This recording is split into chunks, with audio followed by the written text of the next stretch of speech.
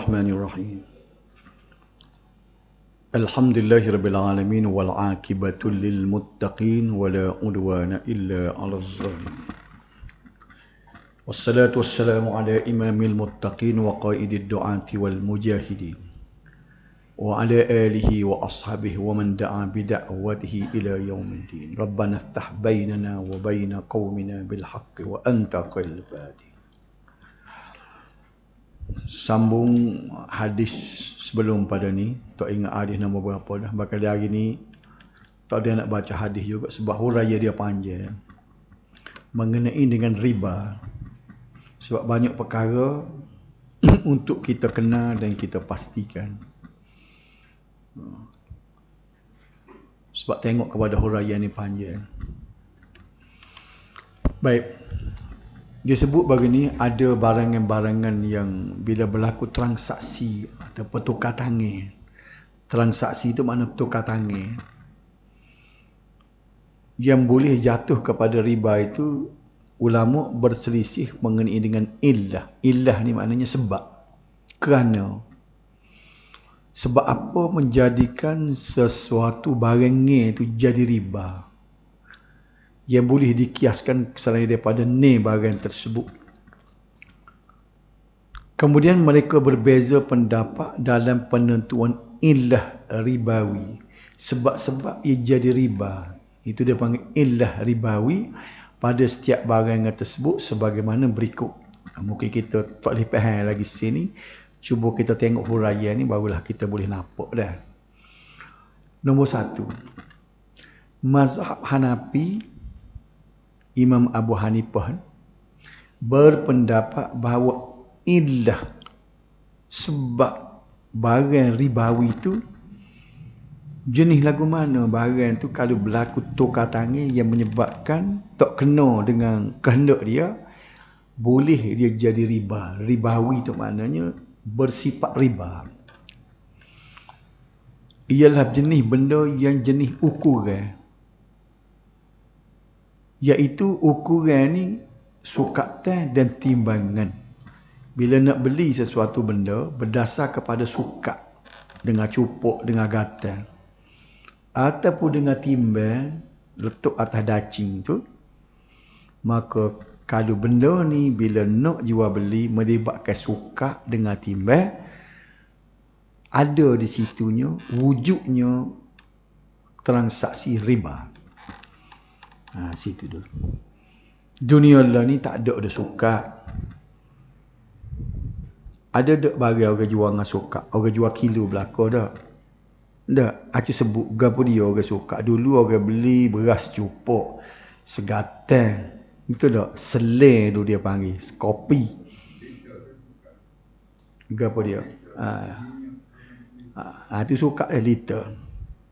Ada lagi barang orang jual sukat. Etok tak? Etok dia tak timbang tak? Dia suka skopi.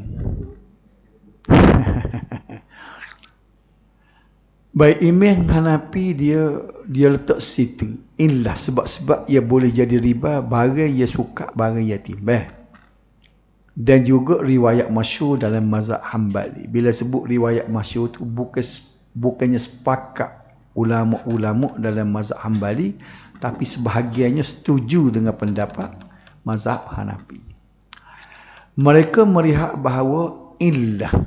Jadi acap kali dia sebut illah ni, walaupun perkataan ni asing bagi kita, perkataan Arab, tapi kena ingat illah ni sebab, kerana, justifikasi. Kalau dalam bahasa baru ni. Sebab-sebabnya pada mah dan perak. Sebab apa mah dan perak tu boleh jadi riba? Sebab barang tu juga barang timbang. Dan pak barang yang lain tu ia boleh dimasukkan dalam ribawi juga kerana jenis sukat.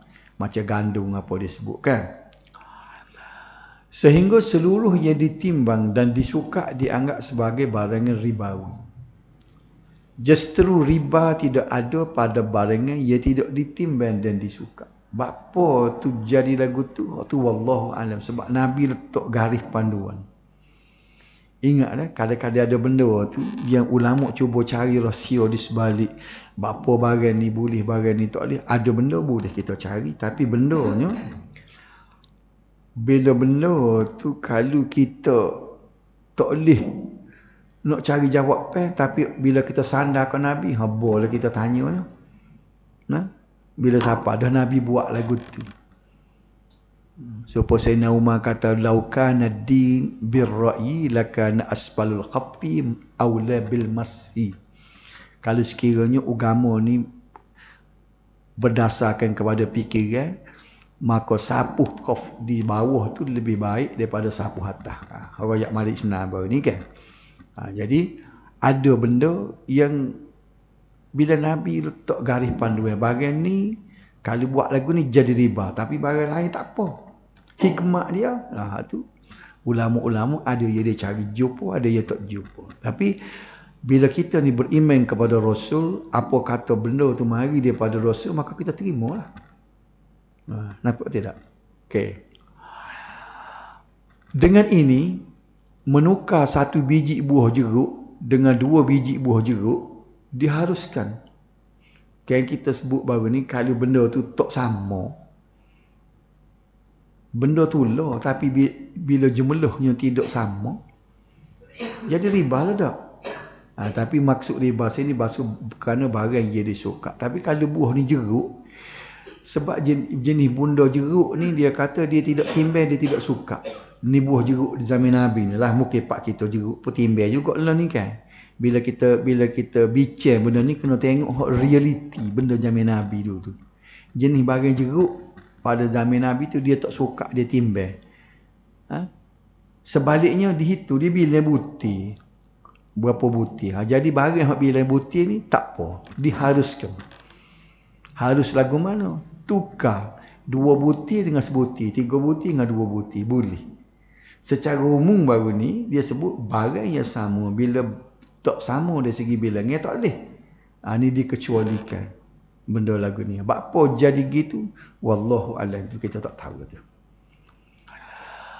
Itu mazhab Hanafi. Mazhab Maliki pula dia berpendapat bahawa illah sebabnya pada mah dan perak adalah nilainya yang berharga, as-samniyah, barang yang ada harga, ada nilai. Mah perak ni barang ada nilai. Sedangkan pada bahan makan ni, gandum, bali, kurma dan garam, ilahnya adalah makanan utama yang dapat disimpan atau dia panggil sebagai muddakhar, barang boleh simpan. Kerana apa? Dia menjadi makanan utama atau makanan ruji dia panggil. Dalam istilah pemakan dia panggil ruji. Ruji ni makanan asas, macam beras kan. Setengah tepat dia gandum dan dapat disimpan dalam waktu yang lama. Jadi benda ni ilah dia, sebab apa dia jadi riba baru ni. Kemudian mazhab kita, mazhab Syafi'i, bersama dengan riwayat kedua dalam mazhab Hambali ini pula, dia berpendapat bahawa ilah pada mah dan perak adalah jenis barang berharga dan alat tukar beli. Orang boleh buat mata wang lah, mah dengan perak. Mata wang mah dia panggil dinar, mata wang perak dia panggil dirham. Manakala ilah pada selainnya adalah makanan, iaitu makanan ruji, makanan asasi manusia secara umum. Jadi pendapat mazhab Syafi'i ini sama dengan riwayat kedua dalam mazhab Hambali. Riwayat lain dalam mazhab Hambali pula ni, pendapat yang keempat ni, berpendapat bahawa ilah bagi selain mah dan perak adalah jenis makanan yang disuka atau ditimbang. Jadi berlebih kuranglah kita tengok situ. Jadi kesimpulannya, mengikut pendapat jumhur bahawa setiap barang yang memiliki persamaan ilahnya, maka ia dikategori sebagai barang ribawi. Gapo dia makna barang ribawi tu? Barang yang bila berlaku transaksi bertukar tangan boleh jadi riba. Seperti setiap mata wang yang jadikan sebagai alat tukaran jual beli. Boleh faham situ tak? Tidak semua benda. Begitu juga setiap makanan ruji, macam beras. Tempat kita ni makanan rujinya beras, padi. Ia boleh ditimbang atau disuka serta disimpan seperti beras, jagung, sagu dan seumpamanya. Ada tempat-tempat dalam atas dunia ni, ada negeri yang makanan asasi dia jagung. Jagung boleh tahan lama juga, dia kering tak? buti jagung, sagu. Itu bergantung kepada tempat. Justru barangnya yang tidak dijual dengan sukatan atau timbangnya sama ada dijual dengan bilangnya, sebuti-sebuti atau jumlah atau diukur dengan meter. Sahih. Tengok sahih tak? Sakcing. Maka ia tidak termasuk dalam barangan ribawi. Ini ada kelonggaran dalam. Boleh nampak saya tak? Kelonggaran. Begitu juga makanan yang tidak boleh disimpan lama. Tadi dia kata makanan ruji tak? Misalnya sayur, buah, bukan barang yang ribawi. Kita nak ngerti dulu barang ribawi dengan barang tidak ribawi. Gapo dia barang ribawi? Barang ribawi ni dia ada patai larang dia. Tak kena buat dia jadi riba. Ada hukum hakam di situ. Kalau tidak barang ribawi, itu dia bagi kelonggaran. Serta yang bukan makanan, misalnya menukar 1 ekor kambing dengan 2 ekor kambing, juga tidak termasuk barangan ribawi. Jual beli ni sebenarnya tukar barang. Kayak kita beli barang ni tukar barang dengan pitih. Tak ada masalah lah tu. Tapi zaman dulu dipanggil barter trade. Tukar barang dengan barang. Beli beras dengan kambing. Beli gandum dengan buah tamar. Misalnya tak? Kemudian ulama mengklasifikasikan ni barang yang ribawi kepada 2 kategori berdasarkan ilah masing-masing. Pertama, berapa dia bagi tadi? Dia bagi kepada ni barang tu dia letak di bawah kelah, bawah kategori. Pertama, kategori barang yang berharga dan ditimbang yang terdiri daripada emas dan perak. Emas perak ni lah banyak akan jadi riba. Duit tu, duit tu sebenarnya emas perak tu duit jugalah tu. Barang berharga dia panggil. Kedua, kategori bahan makanan dan ubat-ubatan sama ada ia disuka atau ditimbang, iaitu gandum, barley, tamar dan garam. Jadi dua kategori dia panggil. Yang membezakan antara 2 kategori ini ialah illah, sebab.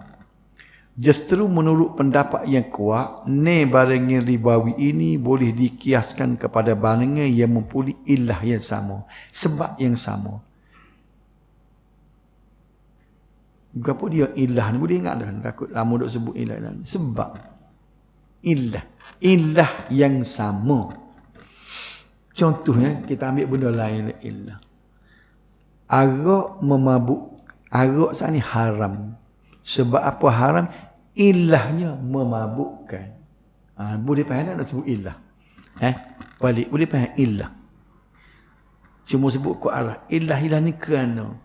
Sebab apa arak tu haram? Illahnya, kalau nak sebut ku Melayu, kerananya mabuk. Lepas tu dadah juga haram. Sebab apa? Illah serupa dengan arak. Sebab apa dadah juga haram? Kerana dia dengan arak tadi mempunyai illah yang sama. Kerana yang sama. Arak haram kerana mabuk. Dadah haram kerana mabuk. Kedua-duanya ilah yang sama. Boleh faham tak sebut ilah dah? Ilah ni kerana. Belajar sebut kau Arab sikit dah. Ilah.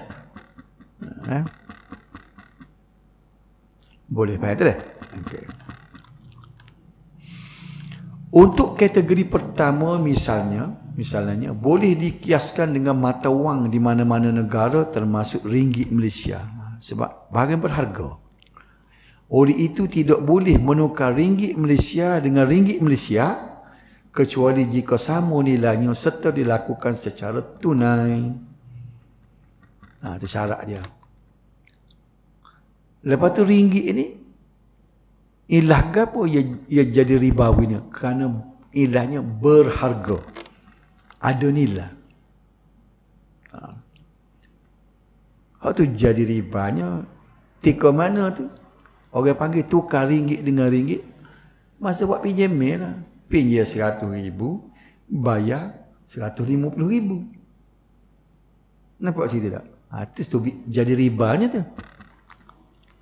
Sementara untuk kategori kedua, boleh dikiaskan kepada semua jenis makanan yang disuka atau ditimbang serta boleh disimpan seperti beras, jagung dan sebagainya. Inilah yang kedua ni kerana boleh simpan lama. Sesungguhnya Islam melarang daripada jual beli barang yang ribawi yang sama jenis, sama ada mah dengan mah, perak dengan perak, baik yang sudah dibentuk maupun yang belum dibentuk, jadi cicing kau jadi gelendah serupa. Gandum dengan gandum, bali dengan bali. Kalau di Malaysia kita beras dengan beras, tak boleh berlaku pertukaran lagu tu kecuali sama sukatannya. Secupuk sama secupuk, sekilo sama sekilo. Okey? Sebab itulah ambil beras sekilo, kena bayar sekilo. Dia kata masalan bimislin atau wazanan biwaznin, sawa'un bisawa'in. Masalan bimislin tu maknanya serupa, satu misa dengan satu misa, waznan biwaznin, timbangi dengan timbangi, sawa'un bisawa'in, sama dengan sama. Selain itu, jual beli tersebut juga hendaklah dilakukan secara tunai. Ini kita mungkin ramai tidak tahu ni. Ada benda tidak boleh dibayar secara ansuran. Kereta tak apa, kereta tak masuk dalam barang ni. Ada benda tidak boleh beli secara ansuran. Walaupun nilai yang sama. Dia tak serupa apa kerana bertangguh tu dia kira menindah satu golongan lah. Ada benda hak tak boleh jual cara asal. Pas kalau nak jual juga, dia kena buat cara lain. Ada alternatif dia. Kita tengok di depan lah. Selain itu, jual beli tersebut juga hendak dah dilakukan secara tunai, iaitu yadan biyadin. Tangan dengan tangan. Tuqabit, genggaman dari kedua belah pihak di tempat akad dan transaksi. Dilarang sama sekali menjualnya secara tangguh atau ansuran. Sebab apa? Sebab barang ni Nabi larang. Sebab apa barang lain boleh bayar jual ansuran, dia tak boleh? Tu tak tahulah. Ada hikmah dia yang Nabi tak boleh. Dalam hukum mari mana? Ni dalam sabda Nabi, wala tabi'u minha ghaiban binajis. Oleh itu, jika jual beli barang ribawi, ia sama jenis seperti mah dengan mah, perak dengan perak, tetapi berbeza berat dan timbangannya atau sama timbangannya, tetapi tidak dilakukan secara takjil, secara tunai, maka ia dikira riba dan hukumnya adalah haram serta jual beli tidak sah. Baik. Ni dalam benda ni, kalau kita beli mah secara ansuran, kalau mengikut fatwa mufti wilayah persekutuan, apa baca tadi, juga termasuk dalam riba sebab dikira mah dengan duit hak tolong. Pas kalau kita nak beli mah tak ada duit, nak beli cara serai, mufti tu ajar cara alternatif caranya. Dia kena ingat, orang retin ni. Orang duk jual mah cara serai tu, kalau mengikut fatwa mufti dia daripada buku ni, dia kata tidak boleh. Gelang 3,000 kena bayar cash 3,000. Lepas tu nak bayar cara ansuran, dia bagi alternatif. Boleh sesiapa dia baca dalam laman web Mufti Wilayah Persekutuan.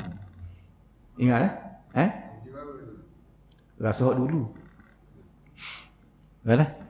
Lagu mana cara alternatif dia beri? Dia kena ada pihak ketiga memberi pinjaman. Tidak boleh penjual emas sendiri tu. Dia kata ni helah yang salah dia kata. Sebab nak jual berapa gelang ni ingat dah? Gelang ni 2,000. Bayarlah 4 kali 500 sebulan. Dia kata tak boleh lagu tu. Sebab terikat dengan hadis Nabi tadi. Lepas tu nak lagi daripada helah tu dia kata tuan kedai emas ni. Dia kata berhutang piti kawan dulu lah. Berhutang piti kawan 2,000. Lepas tu dia mau bayar duit. Jadi berhutang. Beli tunanya kat ui pitih dia boleh pitih dia 2,000, dia pergi bayar cash 2,000, pas dia bayar 500 sebulan tu bukan gogelan tapi berhutang bayar 4 kali. Berhutang bayar berecek tak apa sebab bukan jual beli berhutang ni faham tak? Kan kita berhutang dengan orang kan, berhutang beli 2,000, tak dibayar sekali kau tak apa nak bayar 4 kali. Boleh berhutang tak? Hak dia tak ada ni jual beli mah tadi. Pas lagu mana nak buat? Dia kata kalau tuan kedai tu berhutang, pas bayar tu, bayar ke dia cara tunai, cash, lepas tu bayar hutang pula dia 500 sebulan, dia kata tu supaya tolong juga. Tu tipu dia panggil. Riba juga lagu tu dia. Pas lagu mana cara alternatif yang keluar, pilihannya, kena pihak ketiga berhutang ke dia. Berhutang dengan anak dulu kah? Anak pitih 2,000, kita pergi beli gelang. Tak apalah anak bukan tuan gelang. Tuan jual gelang. Kemudian bayar ke anak 500 sebulan. Hak lagu tu baru boleh. Dia baca dalam web dia alternatif lagu tu. Beli kereta, beli gapo tak apa. Mah tak ada. Sebab ada lagi ni daripada Nabi ni, mah perak. Jadi kata masuk sama nilai.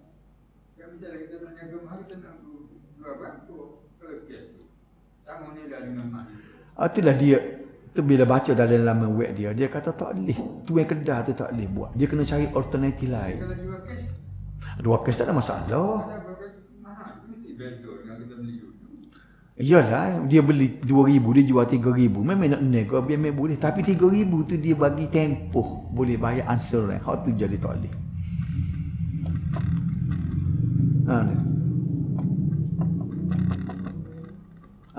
Jadi kena cari pihak ketiga. Pihak ketiga ni ada kadang-kadang bank juga buat pinjaman. Pinjaman pula dia cari pinjaman cara Islam pula. Kena kok tu. Kata bila soalan siapa dia nak beri hutang? Ada orang nak beri hutang. Bank beri hutang nak beli emas 10,000 pun boleh. Tapi pastikan pinjaman tu buat cara pinjaman Islam seperti beli rumah kan. Kenapa tak? Dia beli dulu bank tu beli dulu. Lepas tu lagu mana tak ada kira adalah dia panggil itu. Jadi mufti tu tulis gitu, dia kena cari pihak ketiga yang memberi hutang kepada dia. Adalah cara dia pula sebabnya tuan mah tak boleh dia. Tapi dia kena adalah pula dia sandar kepada benda lain pula. Hutang tu dia sandar kepada benda lain. Ini perlu kita tahu sebab dia barang special. Ada pun jual rumah, beli kereta, tu tak apa. Bukan barangnya mah perak. Tu tak boleh. Dua ni benda eksklusif dalam Islam dah.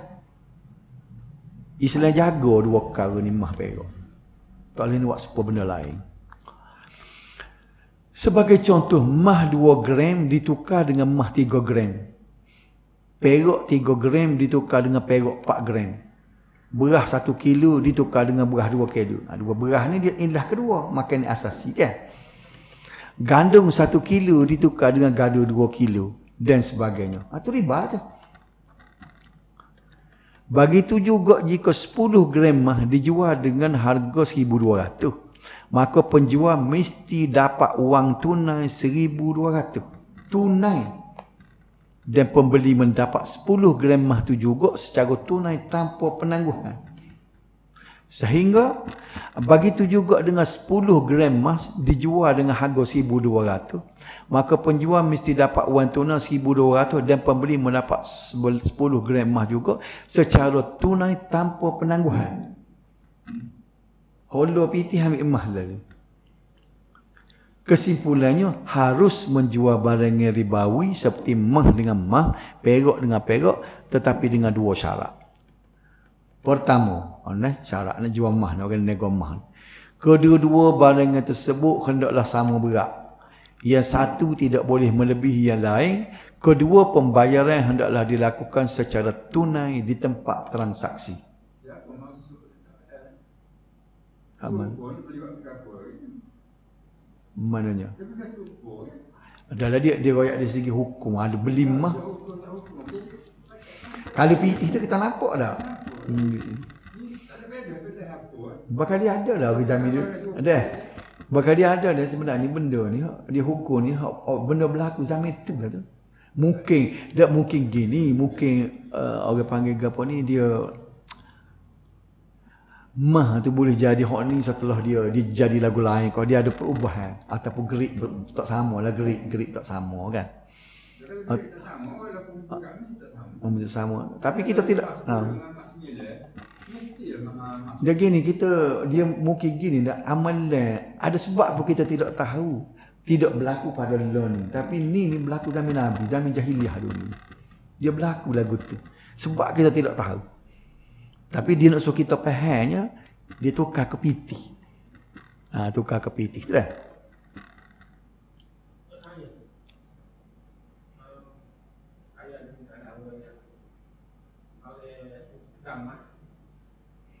ada orang beli ni jual hasil macam ni. Boleh tak? Mana jual tu? Katalah orang nego ni dia ada beli 15 yang dia tutup kita. Contohnya nak beli mah harga RM5. Hari ni dia tutup RM5. Esok dia tutup RM5. Sampai masuk tu RM5. Memang pagi. Betul kan? Tapi mah dia tak beli lagi tak? Hak lagu tu dia tak apa dia anggap kesimpan ni. Dia bayar seorang tu dia tak akak jual beli lagi dia letak dah ambil barang dan duit itu pun dia kira sebagai dia tidak akak jual beli lagi masa tu. Dia kira macam simpan ni dulu. Bila cukup tu barulah berlaku transaksi. Dia tak apa simpan. Dia tolong simpan dalam bank dulu. Dia nak lagi daripada hukum tu. Tu beberapa cara kan. Kita tengok boleh lah kita tengok barang serupa tak. Tapi macam mufti royak tadi ya, kena cari pihak ketiga. Ni ada satu cara pula selagi. Sebab dia tak akak jual beli lagi tu. Pitih dia tak cukup lagi, dia tulis simpan. Kawan tu tulis pegang pitih dia. Harga tunai. Jadi harga tunai. Dia akan dapat tunai. Iyalah. Tapi dia tak beli lagi masa tu. Jadi harga asuran sebenarnya. Jadi mahal. Tu dia jadi mahal. Kita letak misalnya RM10,000. Ya. Betul. Tapi dia kena tengok pula hak nilai mah naik tu biar tahu tu nombor 2 tu kan. Sebab itulah kita kalau nak jual mah perak ni satu benda yang kita kena ngaji biar sungguh. Sebab ramai orang tidak tahu barang ni kan. Jadi sebab itulah bila tengok baca dalam kitab yang bila baca dalam kitab ni berasa tak berapa nak kait dengan law ni. Tak berapa faham ni kita tengok dalam kitab bulu ulama ni. Jadi carilah macam mana huraian daripada orang baru. Sebab tu kita tengok laman web mufti. Apa pandangan dia terhadap benda ni? Dia alternatif. Dia baca dalam laman web mufti tu nak cari alternatif. Kata lagu mana nak buat? Jadi terbaca dalam laman web mufti dia kata alternatifnya ada pihak ketiga dia kata. Jadi serupa saat ni tu alternatif kedua lah. Ialah jangan berlaku transaksi lagu simpan dulu. Takut duduk dengan demo habis pitih dah. Simpan. Cara simpan dulu. Jadi hari cukup tu baru dia akak jual beli. Dia tak sinya akak jual beli tu lepas tu asuran bayar. Barang dia boleh milik dah dah. Okey, baik tu dah.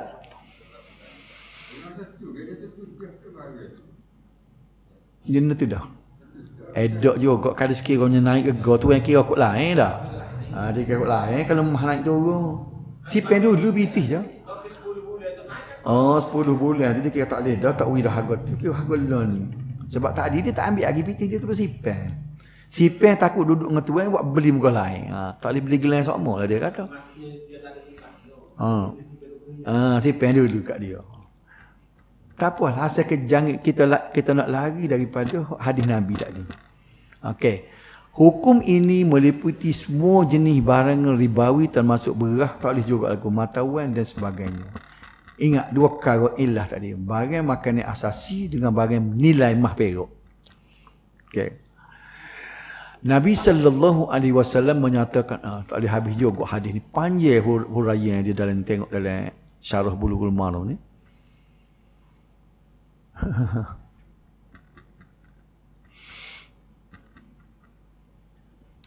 Wala tashbu ba'duha ala ba'din, dan faman zada au istazada fahuwa riba. Bermaksud dia jangan kamu menambah sebahagian ke atas sebahagian yang lain, atau barang siapa yang menambah atau meminta ditambah maka ia dikira riba. Perkataan riba sendiri penambahan lah. Okay. Ia merupakan penegasan Nabi SAW terhadap larangan jual beli riba fadl, dia panggil. Ia bermaksud sebarang bentuk tambahan sama ada dari pihak pembeli maupun penjual, dan sama ada atas permintaan atau tidak, maka ia tetap dikira riba dan ia sama sekali tidak mempunyai hak sedikit pun terhadap tambahan tersebut. Jadi tujuannya. Tambahan apa kan? Misalnya, token mahal tu, dia jual kedai kita tu, dia katalah untuk RM5,000. Ya. Dia kata kalau untuk awak ni saya boleh bayar lah. Tapi harga yang sama dengan tu nak. Dan tapi tu je kata tadi, bayaran bertangguh secara asuransi itu dilarang dengan tidak menyebut harga gapo-gapo. Hak tu dia kata kadang-kadang hikmah dia kita tidak tahu. Tapi apa barang lain dia beri pula. Apa berlaku pada mah perak yang setakat ni ulama kalau kita baca-baca boleh sebut begitu je. Dia tidak sebut sebab.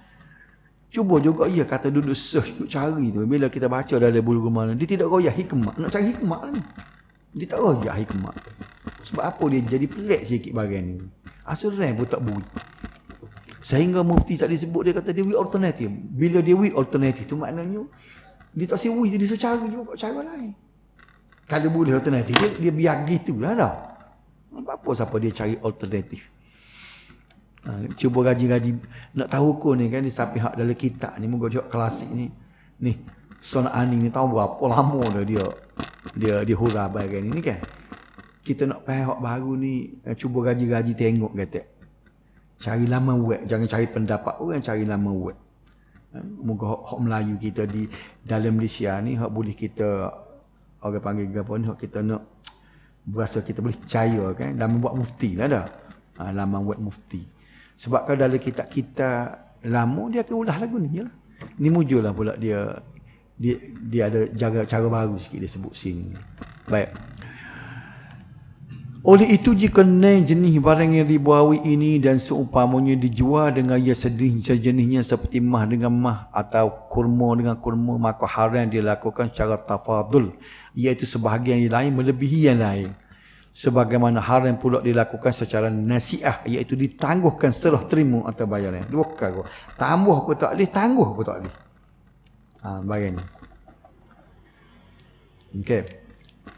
Tapi kalau kita duduk beli tu tak sah rusi lah. Bila kita pergi ke beli rumah, beli tanah, buat pinjaman tu, kita percayalah bila dia sebut pinjaman cara Islam. Sebab kita pun tak ngaji dia.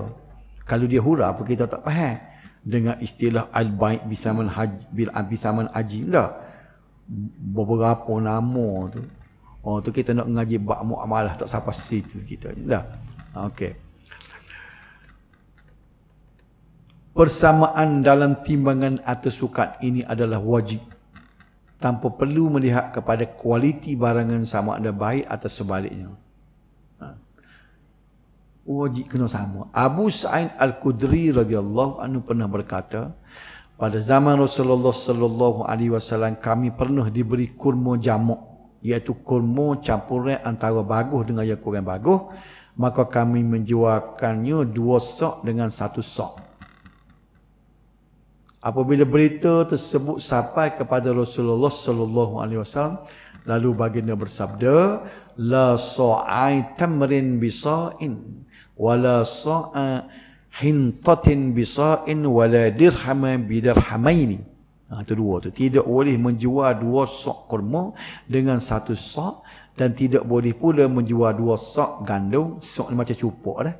dengan 1 sak, dan jangan pula 1 dirham dengan 2 dirham. Kita tengok semula ni masa dia kata zaman Nabi mula dia buat lagu mana? Ni. Kita penuh jual kurma ni, kurma capur, tamah hok capur lah, macam-macam jenis tamah. Hok molek. Ada hok molek, ada hok tak mana, tapi kita jual tu lawan dengan kurma hok so lagi tu. Hok ni 2, hok tu so. Bila Nabi tahu, Nabi marah. Jadi tak timbul tak apa dia jual 2 dengan so, sebab hok 2 tu lebih kualiti, berkualiti. Hok 2 tu kurang kualiti, hok so tu lebih kualiti. Bila Nabi tahu, Nabi pun marah. Tidak boleh menjual 2 sak kurma dengan 1 sak, dan tidak boleh jual 2 sak dengan 1 sak, dan jangan pula 1 dirham dengan 2 dirham. Tak boleh lah. Sebab dia memang lah. Supaya dia jual dengan mabrung jenis lah. Mahal. Dia tak boleh. Dan Nabi tahu dah, Nabi tahu dah. Mesti sahabat kata, kualiti lain Rasulullah. Dia tak cara. Dan Nabi kata gitu, tak boleh. Sebab dia kata hikmah tu, bagai lain boleh. Bagai lain boleh.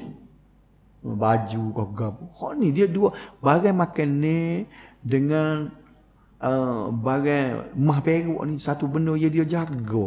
Sehingga kita tak faham apa hak ni. Tu awal-awal tak ada royat tu. Kadang-kadang ulama tak jumpa cara hikmah lah dengan Nabi. Mungkinlah kalau kita baca kitab-kitab tu mungkin setakat ni tak jumpa lagi. Duduk tengok nak cari dah ni. Duduk tengok belek nak cari gapo dia hikmah yang tak bunyi.